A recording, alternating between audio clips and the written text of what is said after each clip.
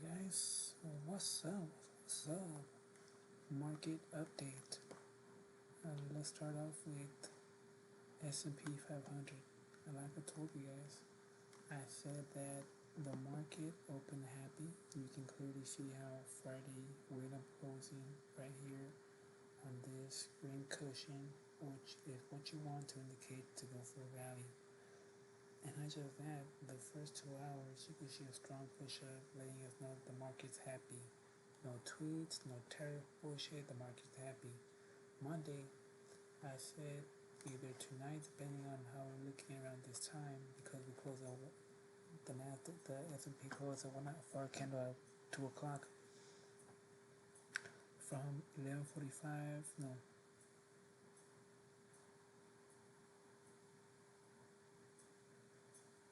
yeah, 11:45 to 12:30 is your sweet spot to pay attention to where it's going.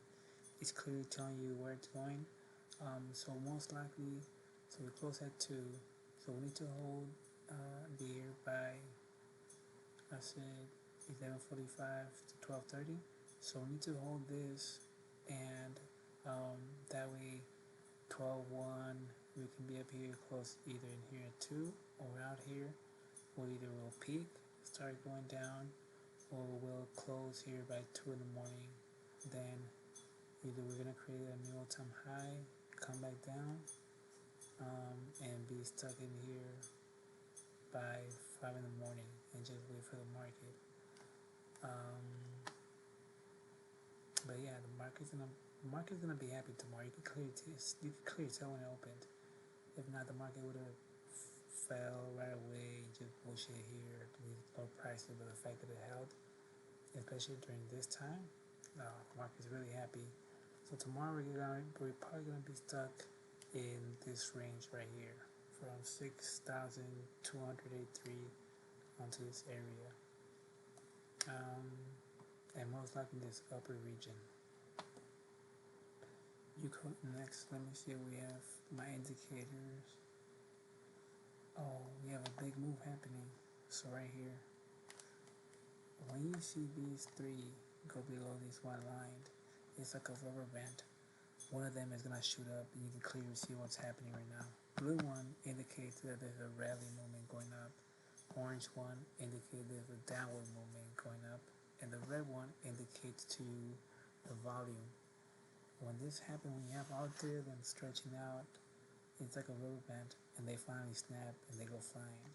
You can see right here how they all went down, and then you have a down movement, and then you have an up movement, but look how strong the volume was. So this is telling me there's a big move coming, just like over here. You have a big move, and then came down, and then got hit by. So anyways, these are the moves you wait for, because they're more clear. They're very clear. Let me see if I see it in a different time frame.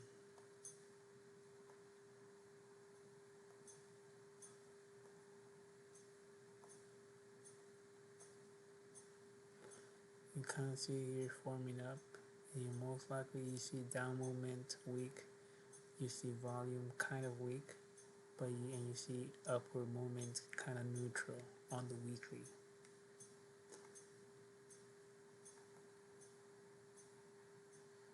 Alright, and this one.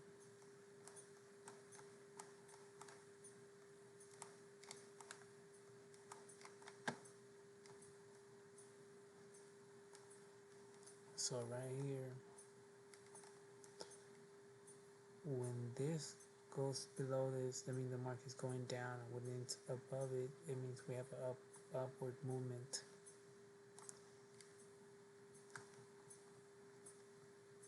What the hell?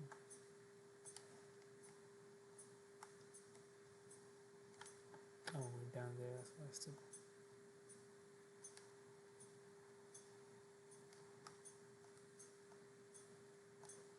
down here.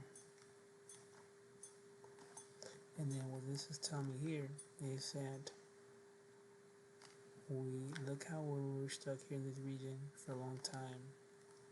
for years, and then all of a sudden you get this, and then when we got this, the market couldn't blast above it.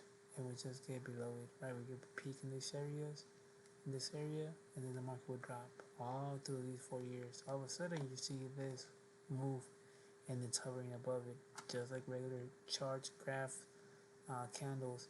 It's creating support. That's what it did, creating support, and it bounced above it, and then now we're gonna either see it continue towards the upside and pass this crucial area. And once it passes this crucial area, the market is either gonna fucking peak and start going down, or the market's gonna fucking shoot above this, and we're gonna be on some stupid ass numbers above in the S&P 500. Those two are the ones I'm paying attention to: the monthly, the weekly, and the daily. And then also, we ended up closing, like I said, on important monthly resistance. The fact that we closed there, I said it was very important how we closed this week. Either we're gonna close it above these 3 monthly, which is the last, not the like, this is the main one, but the fact that it closed right there, you guys, the fact that it closed right there, and the market is very bullish. Oh my gosh, yo, these coins are about to fucking fly. And I wish I would have been buying some fucking Ethereum, especially at these stupid low prices. Cause I know, look at what's there now. In 3 weeks, and I know this baby's gonna shoot up even fucking more. It's telling you, Ethereum's telling you, Ethereum is screaming that we're about to fly. So not just that, so we have the monthly, and you see how we have these upward movements trying to pass, especially with the to make it even with all these earnings and data. Once the S&P flies, you're gonna see Ethereum pass this shit, and the targets are.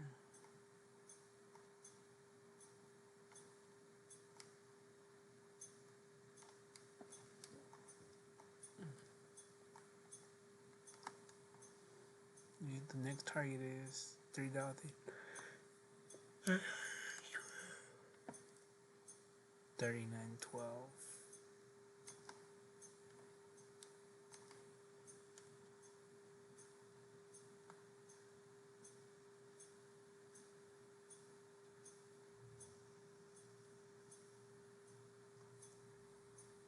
Right here. Anyways, and then for Bitcoin, same shit. Bitcoin's about to fly, make a new all-time high. I wouldn't be surprised if it did it tonight. Yeah, and then that 3 candle box that I mentioned in my other video. Sheesh, yep, get ready for the market to fly, you guys. Yep, there you go. Even XRP is telling you. Just getting ready. Anyways, alright. So yeah, whatever S&P is gonna do right now, Bitcoin's gonna do too. Also, Ethereum's gonna do also, whatnot. They gotta be happy for Monday, unless they tweet something, they say something about tariffs. They're gonna redraw a little bit on down. Then maybe Powell's gonna say something, bring the market maybe down a little bit more. But once we get to Wednesday and we start getting earnings, I wouldn't be surprised the market would recover all these losses that it might have if we, if it gets manipulated and brought down to that. Alright, guys, this is Brian Seacrest signing out, folks.